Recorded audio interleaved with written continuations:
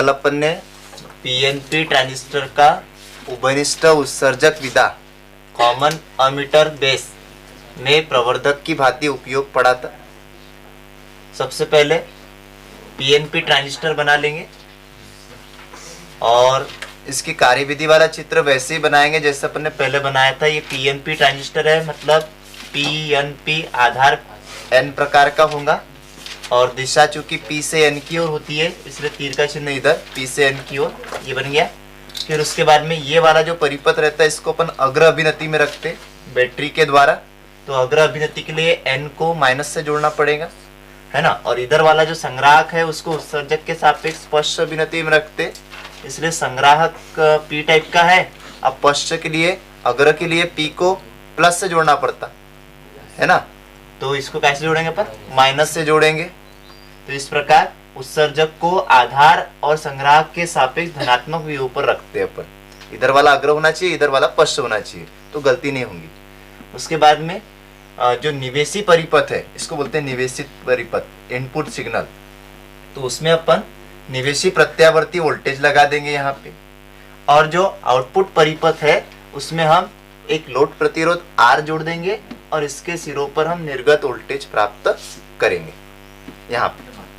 फिर उसके बाद में कार्यविधि, तो कार्यविधि के लिए हमको ये सूत्र पता होना चाहिए। यदि परिपथ में संग्राहक धारा IC है तो निर्गत वोल्टेज VC बराबरी से, यहाँ पे आप VC भी लिख सकते हैं या V0 भी लिख सकते हैं, दोनों बात एक ही, V0 कर देते हैं यहाँ पे। ये यहाँ निर्गत वोल्टेज V0 से दर्शाए तो यहाँ V0 VC भी लिख सकते हैं।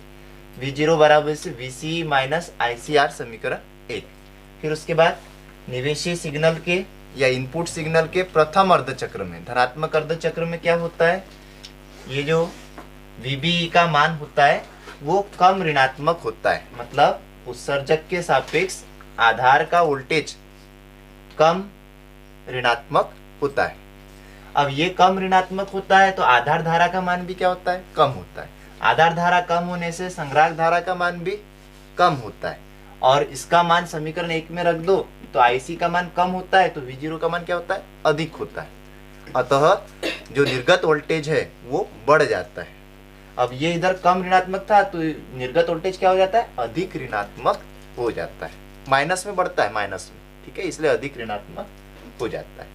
इसके विपरीत ऋणात्मक अर्धचक्र में क्या होता है, VBE का मान अधिक ऋणात्मक होता है, जिसके कारण आधार धारा बढ़ने लगती है। आधार धारा बढ़ने से उत्सर्जक धारा भी बढ़ने लगती है, और उत्सर्जक धारा का मान समीकरण 1 में रखेंगे तो V0 का मान कम हो जाता है, घटने लगता है, और जो निर्गत वोल्टेज है वो कम ऋणात्मक हो जाता है, मतलब ऊपर वाले का उल्टा उल्टा लिखना है।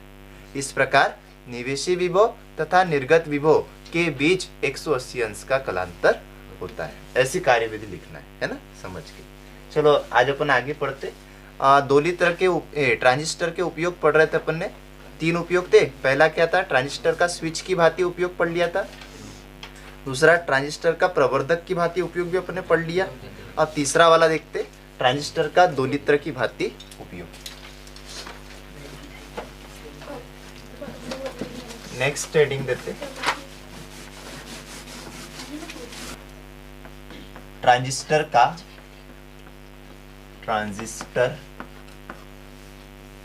का 2 लीटर ऑस्किलेटर बोलते इसको, 2 लीटर की भांति उपयोग।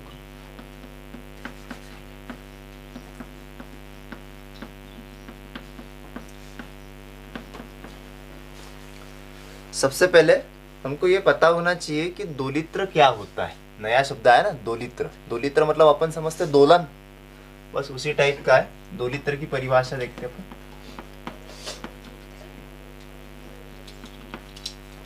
2 लीटर एक ऐसी युक्ति होती है जिसमें बिना किसी बाह्य निवेशी प्रत्यावर्ती सिग्नल लगाए हम उच्च आवृत्ति के स्थायी विद्युत दोलन उत्पन्न कर सकते हैं। उसको अपन 2 लीटर कहते हैं, मतलब बाहर से कोई भी धारा की आवश्यकता नहीं पड़ेगी हमको। ऐसा एक परिपथ है जिसमें एक नियत आयाम से लगातार दोलन होते रहते हैं, उसको अपन 2 लीटर कहते हैं। परिभाषा लिख लेते हैं। 2 लीटर एक ऐसी युक्ति है दूसरी तरफ एक ऐसी युक्ति है जिसमें बिना किसी बाह्य प्रत्यावर्ती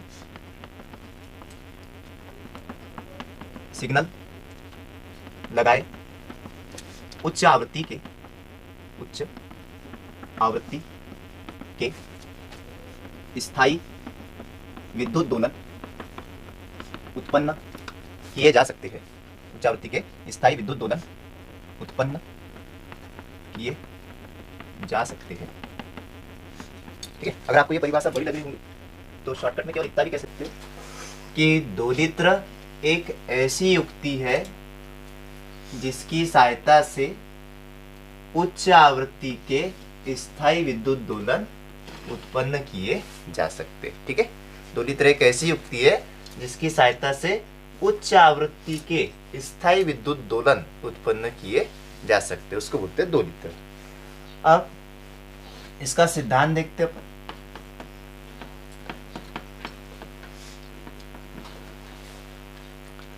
इसमें एक टंकी परिपथ का प्रयोग करते हैं। अब यहाँ टंकी परिपथ को समझो बारीकी से। टंकी परिपथ में एक प्रेरकत्व L ले लेते और एक संधारित्र C ले लेते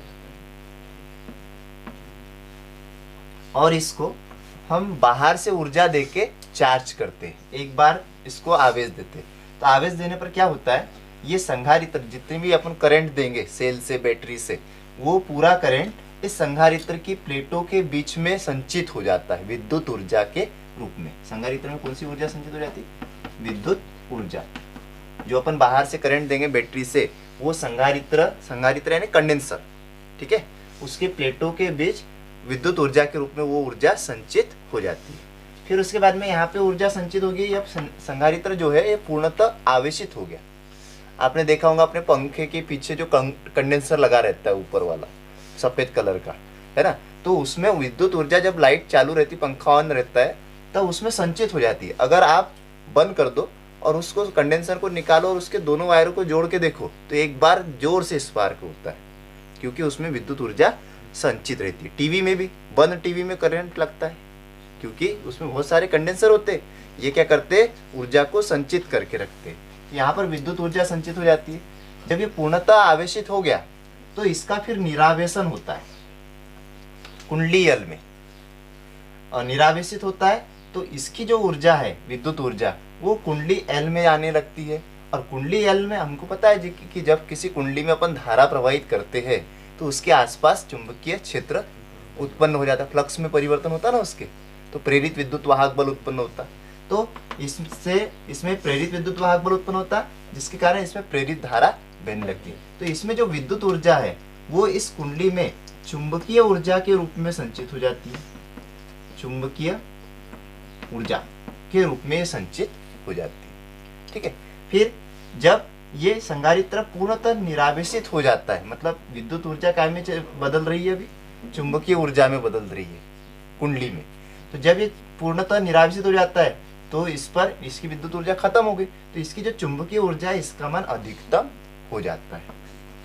जब इसकी विद्युत ऊर्जा शून्य हो जाती है तो कुंडली की चुंबकीय ऊर्जा क्या हो जाती है, अधिकतम हो जाती है। ये अधिकतम हो गई, तो इस क्रिया को हम कहते हैं एक दोलन। फिर से ये होता है, अब ये पूर्णतः आवेशित हो गया, चुंबकीय ऊर्जा बदल गई। अब ये चुंबकीय ऊर्जा का निरावेशन होने लगता है फिर इसमें संधारित्र में। अब चुंबकीय ऊर्जा काय में बदलती है, फिर विद्युत ऊर्जा में। मतलब ये कुंडली क्या करती है, फिर से इस संधारित्र को आवेशित करने लगती है, तो चुंबकीय ऊर्जा फिर से विद्युत ऊर्जा में बदलने लगती है। फिर कंडेंसर चार्ज होता है, फिर कंडेंसर जब पूर्णतः चार्ज हो जाएगा तो फिर से उसका निरावेशन होते रहता है। इस प्रकार क्या होता है, बार बार विद्युत ऊर्जा बदलती है काय में, चुंबकीय ऊर्जा में, चुंबकीय ऊर्जा बदलती है विद्युत ऊर्जा में, फिर विद्युत ऊर्जा बदलती है चुंबकीय ऊर्जा में। तो इस क्रिया को बोलते हैं अपन दोलन।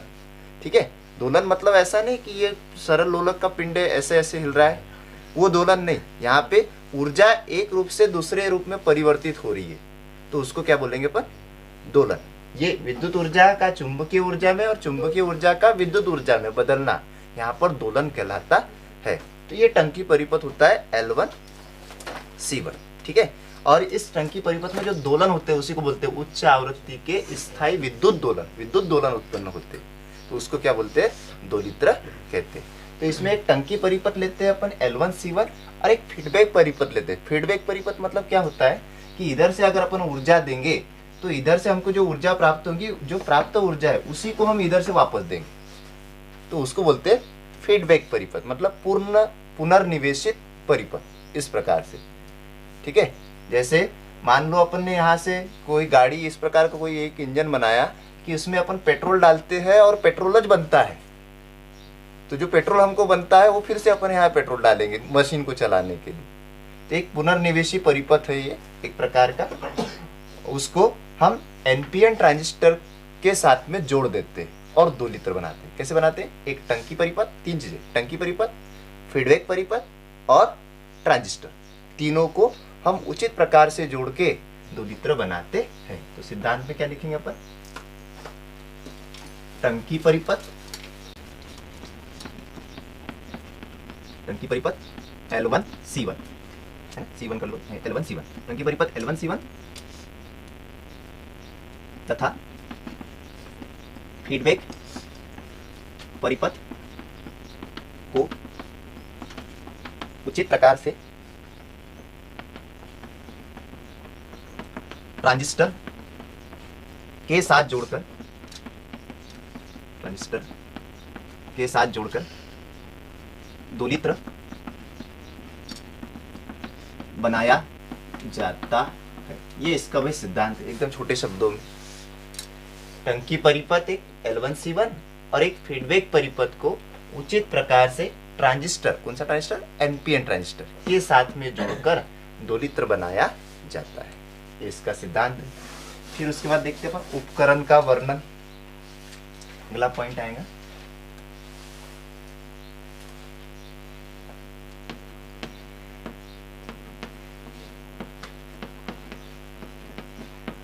उपकरण का वर्णन, तो उसके लिए अपन पहले चित्र बना लेते हैं कि नहीं, और फिर लिखेंगे। यहां तक समझ में आ गया ना। दोलित्र किसे कहते हैं, दोलित्र एक ऐसी युक्ति है जिसकी सहायता से उच्च आवृत्ति के स्थायी विद्युत दोलन उत्पन्न किए जाते हैं। सिद्धांत क्या है उसका, इसमें एक टंकी परिपथ, एक फीडबैक परिपथ को ट्रांजिस्टर के साथ में उचित प्रकार से जोड़कर दोलित्र बनाया जाता है। अब अपन इसकी संरचना देखते हैं।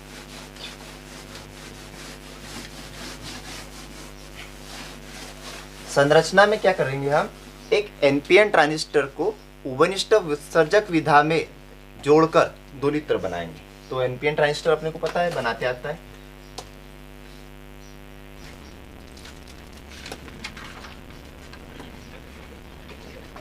एनपीएन ट्रांजिस्टर बना लेते हैं।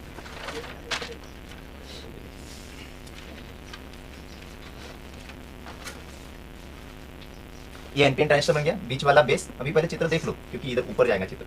कलेक्टर ई और ये संग्राहक, सॉरी एमीटर ई और कलेक्टर सी। अब ये एनपीएन ट्रांजिस्टर बन गया, एन पी एन, बीच वाला क्या रहता है, पी, और धारा की दिशा पी से एन की ओर, तो इस प्रकार तीर का चिन्ह रहेगा। अब इसके साथ में एक टंकी परिपथ जोड़ेंगे अपन। टंकी परिपथ ऐसे बनाएंगे, अभी जैसे बनाया था अपन ने।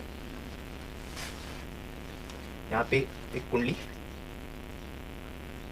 ठीक है, और एक कंडेंसर यहाँ पे सी, इसको जोड़ देंगे एलसी को। एलसी परिपथ को टंकी परिपथ बोलते हैं, ठीक है। और इसके साथ में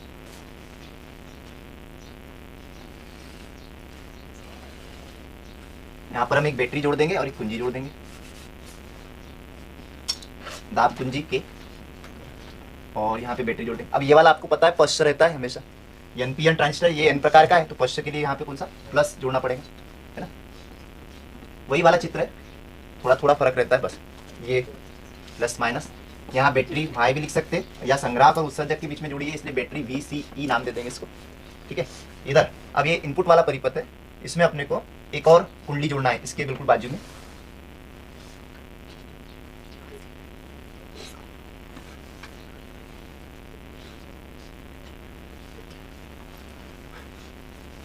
बनाओ चित्र, ये इसका विद्युत परिपथ बना दोलित्र का।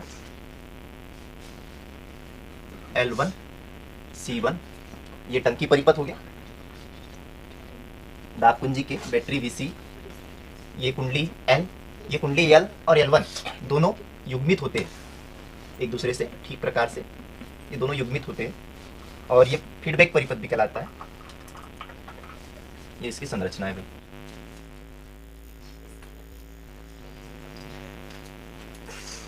जो दोलित्र है अपने सिद्धांत में लिखा है 3 पार्ट होते हैं उसके।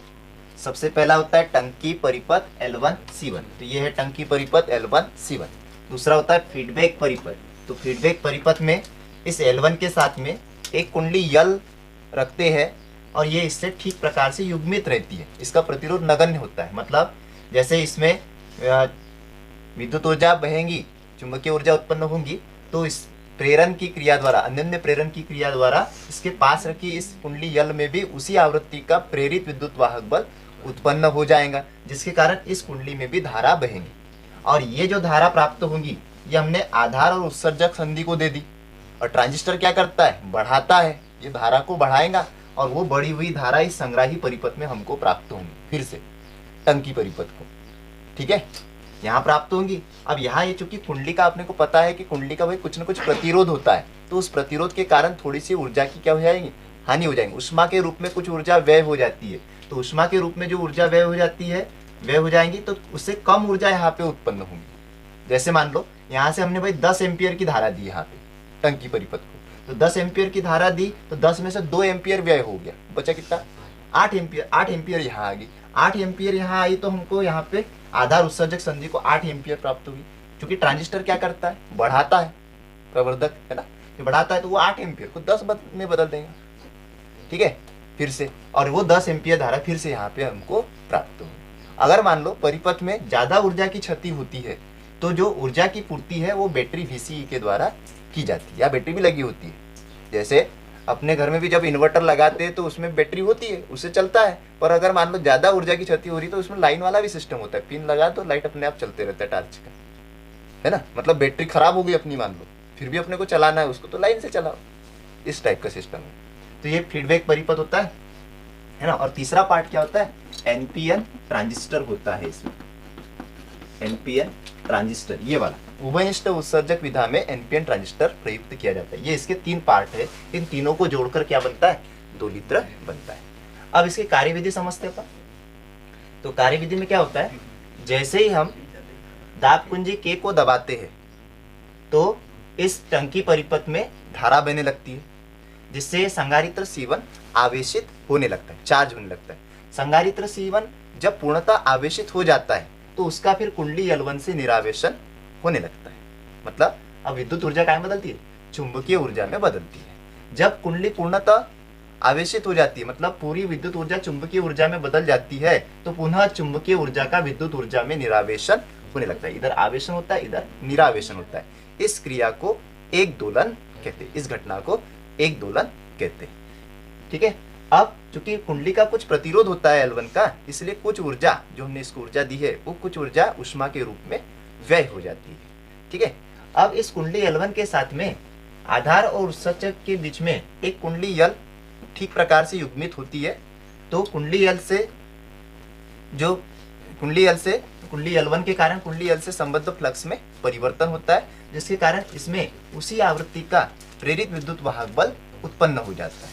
मतलब इसमें भी प्रेरित धारा बहने लगती है, और यह प्रेरित धारा आधार और उत्सर्जक संधि को प्राप्त होती है, जो संग्राही परिपथ में हमको बड़े हुए रूप में प्राप्त होती है, और वह ऊर्जा फिर से टंकी परिपथ को दी जाती है। मतलब इस प्रकार जो ऊर्जा की हानि हुई थी उसकी क्या हो जाती है, पूर्ति हो जाती है, या ऊर्जा की पूर्ति बैटरी द्वारा भी की जाती है। तो इस प्रकार जो टंकी परिपथ है उसमें लगातार उच्च आवृत्ति के स्थायी विद्युत दोलन हमको प्राप्त होते हैं। मतलब चुंबकीय विद्युत ऊर्जा चुंबकीय ऊर्जा में बदलती है और चुंबकीय ऊर्जा विद्युत ऊर्जा में लगातार बदलते रहती है, तो हमको लगातार दोलन प्राप्त, एक नियत आयाम के दोलन प्राप्त होते हैं। और उस दोलन की जो आवृत्ति होती है वो होती है F बराबरी से 1/2 पाई रूट LC। अनुनादी दोलन की आवृत्ति अपन ने पढ़ी थी, याद होगा आपको, LCR परिपथ में।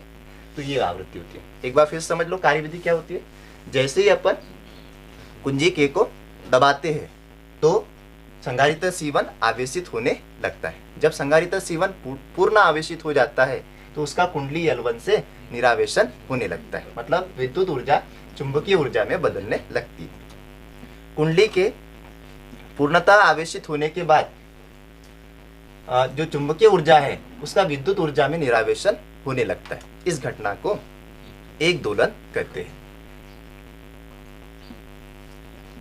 कुंडली यह क्रिया तब तक चलते रहती है जब तक दोलन होते रहते हैं, क्योंकि कुंडली का कुछ ना कुछ प्रतिरोध होता है जिस कारण कुछ ऊर्जा की क्या हो जाती है, हानि हो जाती है।